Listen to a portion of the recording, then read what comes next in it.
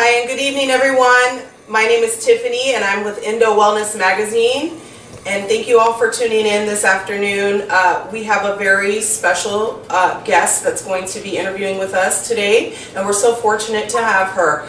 Ms. Diane Gracely is the founder of Puff for Life, and she's also a patient consultant, and she aids medical marijuana patients in finding doctors and getting set up with their medical marijuana card. So it's really a blessing to have her here interviewing with us today.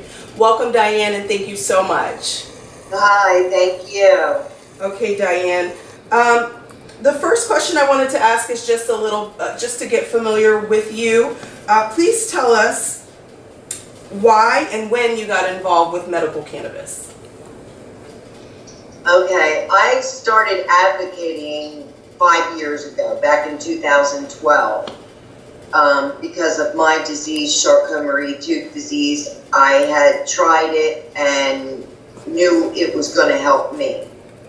So I actually did not become a patient until January of this year. Wow. That's wonderful.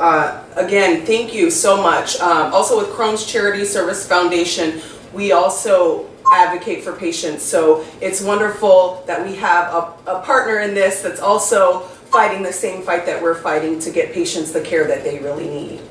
Right. Okay. So the second question I have for you, Diane, is based on your experience, what are some challenges a new patient can expect to face when trying to obtain a prescription? A lot of people are having trouble with the state not giving them their actual patient ID number when their 90 days is up. The state is holding things up and everybody's expecting to get their patient ID number right away so they can start getting their medicine. Once they have their medical marijuana card, then there hasn't been any issues other than the dispensaries are already running out of product. Wow. Yeah. That's very interesting and good for our patients to know what they can expect coming into while walking this journey and trying to become healthy again. Okay, the next question I have, Diane, is how important is it, and this is pretty much a loaded question, but I just want to hear it in your own words. How important is education when it comes to cannabis treatment? Very, very important. And that's why I got into educating people. A lot of the patients or a lot of the clients that I'm helping become patients know nothing about cannabis. You know, they smoked it in their teens, tried it, but nowadays everything is so much different than back then. So everybody really needs to be educated. Yes, we also agree, and that is the reason why we even created this magazine here in Florida, so that we can provide the critical information that the patients need for their care. So thanks again. Okay, question number 4. What are your thoughts on the corporatization of medical marijuana by the tobacco companies? I'm a little lost on that question. How do you feel about companies like Marlboro getting involved with producing medical cannabis products? Okay. I don't have any problems with that. That would actually be a good thing. Okay. Good to know. I personally am a little worried about the lack of social accountability with the tobacco companies based on their history about not educating or not providing truthful information when it comes to nicotine. So Right. I would like to challenge those companies to be transparent in what they're doing, especially because nicotine is a social thing versus having a need for the product. As Right, medical marijuana, as our patients, really need this product for medicine. So, right. And how well educated are the tobacco companies on cannabis? okay, and then, very good. Okay, I have one more question, Diane. Right now, lawmakers are trying to disallow the use of the flower for registered patients.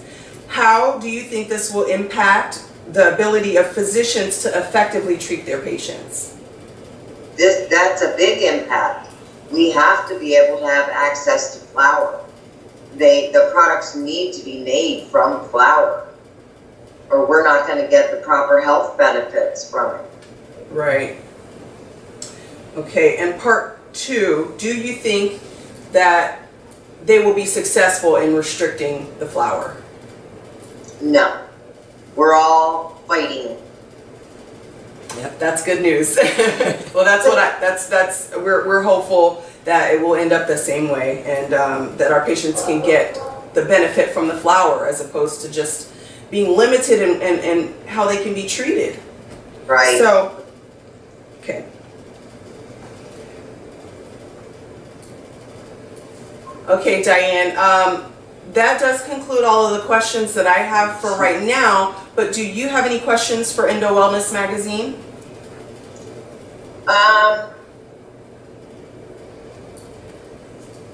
Your main goal, mission with the magazine is to educate. Is that correct? Absolutely. That is our number one priority. We are passionate about creating educated cannabis consumers. That's awesome. Your husband has Crohn's. That's what we need. Yes.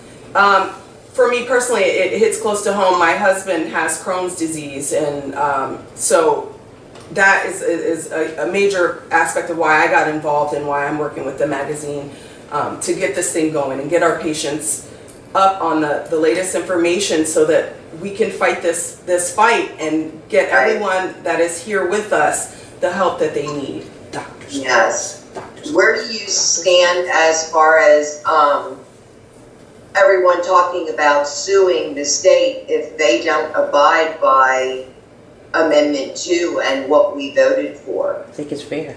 I think it's fair. I believe that our government should be For the patient. should be for the patients, should be for the people that pay their taxes. And if they go back on the vote, it's just a slap in our face. And I absolutely think that, and I would stand behind suing the state if they go back on it.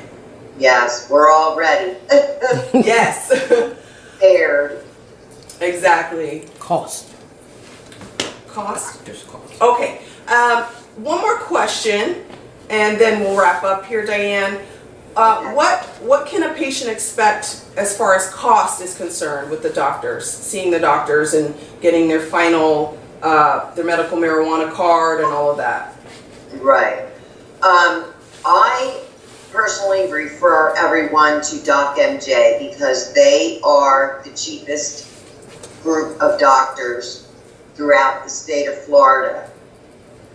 They can expect to pay $199 annually to see the doctors, and that's just amazing because all of the other greedy doctors, as I call them, are charging $300 per visit, and then the majority of them are expecting patients to see them once a month.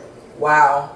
People are struggling to be able to pay for their medicine, let alone having to see a doctor and pay $300 once a month to a doctor. It's insane. Yes, it is. And it's a real shame that some doctors are trying to cash in on what's going on with these patients. And I'm very glad you shared with us Doc MJ is the doctor group of choice that Diane says she sends her patients to. So everybody take note of that.